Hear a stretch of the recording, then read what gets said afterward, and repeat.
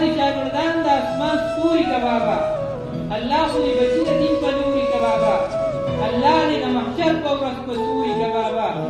ستا نه مدام حقانیت طالبان تاویږي، لکه د شمع چې محفل کې پتنګان تاویږي، لکه ګلاب نه چې چمن کې غوراګان تاویږي، لکه کعبې نه په منداب کې چې حاجیان تاویږي. چې طالبان درنه روان شي او رخصت شي بابا، نو ستا جدایي خو به په موږ لوی قیامت شي بابا. چې طالبان درنه روان شي او رخصت شي بابا، نو ستا جدایي خو به په موږ لوی قیامت شي بابا. دې طالبانو هم له تا سره یاري کړې ده، ستا په دیدن پسې یې خړې رخوالي کړې ده. ستا شاګردۍ او قدرتونو پسې مور پرېښودې، هر سړي کلي او کوڅه ورور او کور پرېښودې.